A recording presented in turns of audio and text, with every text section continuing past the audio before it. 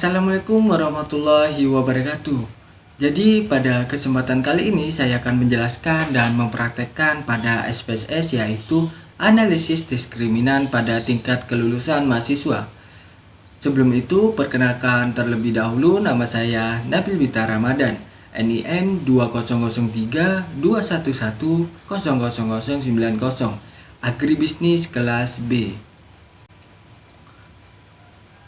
Apa itu analisis diskriminan?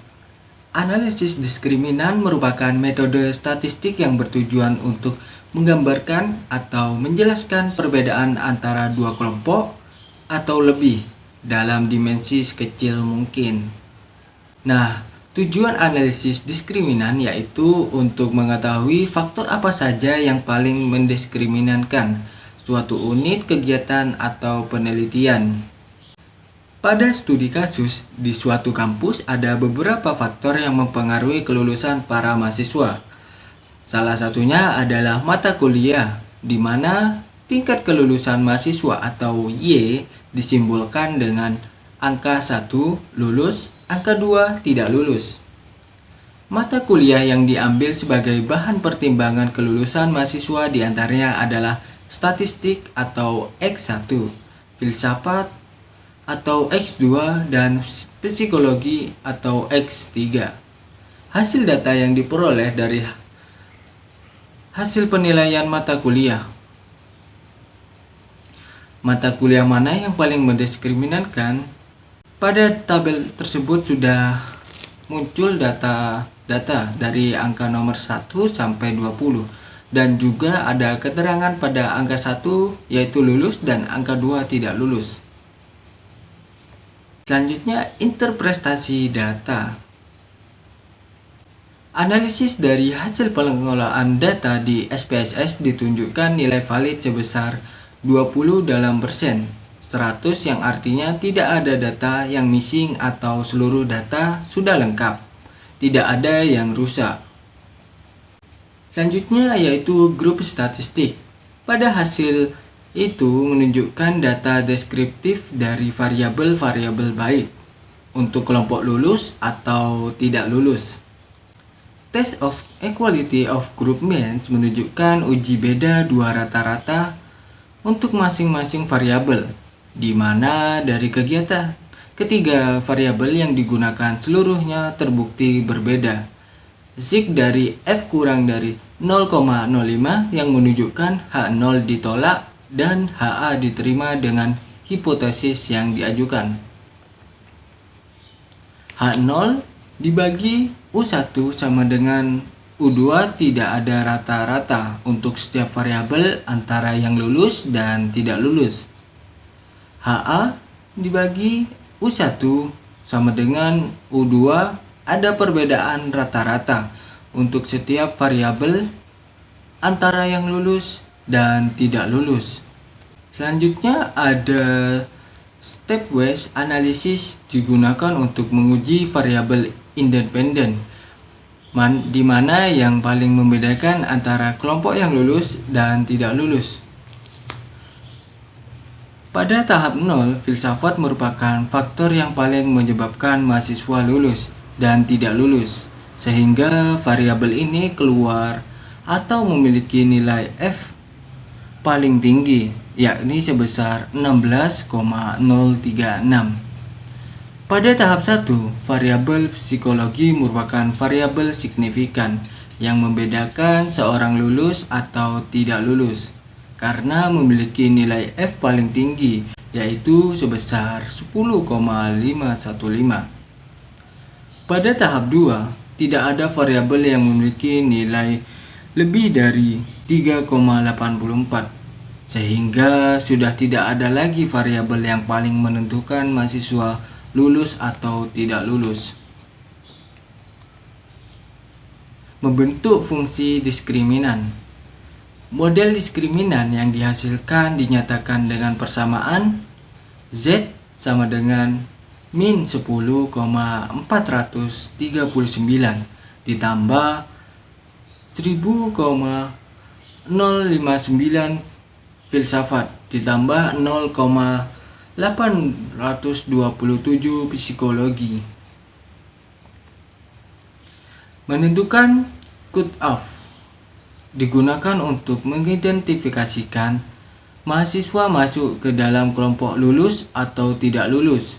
Mahasiswa dikatakan lulus jika nilai Z skor minimal 1,362. Tidak lulus jika nilai Z skor min 1,362. Pada case-based statistik digunakan untuk mengidentifikasikan data aktual dengan prediksi model diskriminannya. Dapat dilihat juga bahwa di sini banyak sekali angka-angkanya. Dan juga pada tabel 1 sampai 20 bisa dilihat. Selanjutnya pada classification result merupakan kesimpulan akhir yang menentukan seberapa besar model diskriminan yang dihasilkan mampu memprediksi kondisi aktualnya. Pada tabel dinyatakan jika 95% mampu memprediksi kondisi aktual dengan benar.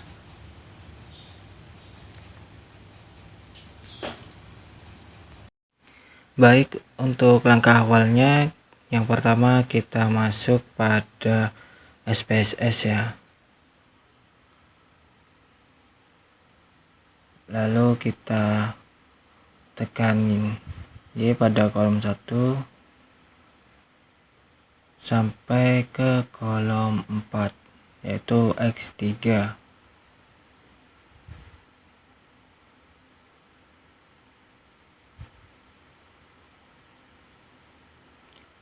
Kita desimalkan dulu menjadi angka 0 semua. Lalu untuk labelnya ini masih kosong. Kita pindah ke Excel.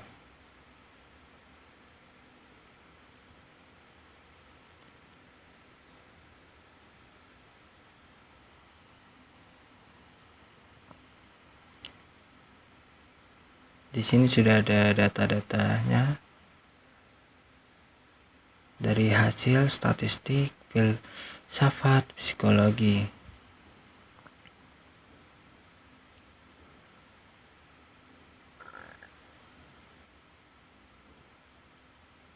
Pada label kita tekan atau ketik kelulusan. Pada label kedua statistik, untuk label ketiga filsafat, dan yang terakhir yaitu psikologi.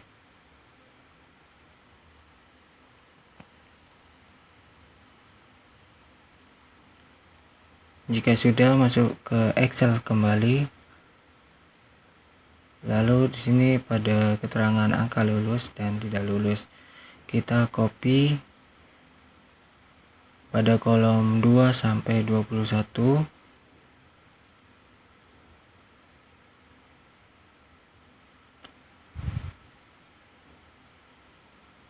Setelah itu masuk lagi ke SPSS.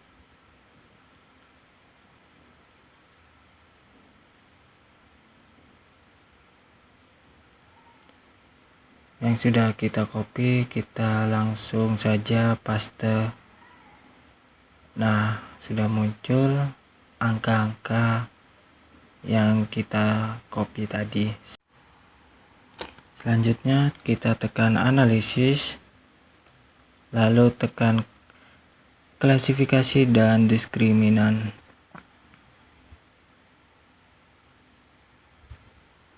Nah, selanjutnya kita ke grouping variabel, kita tekan Y, dan independennya kita masukkan semua statistik, filsafat, dan psikologi.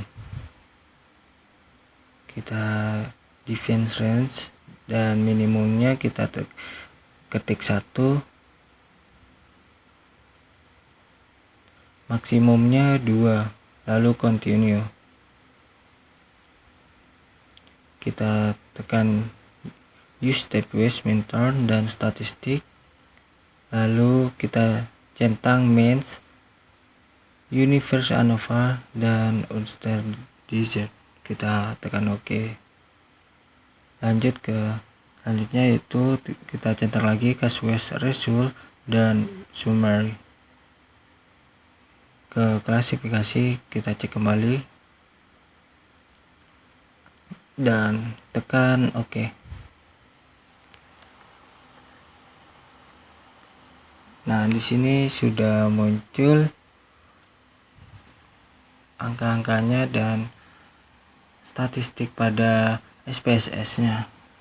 Dapat kita lihat dari grup statistik, analisis case process summary, variable interpret,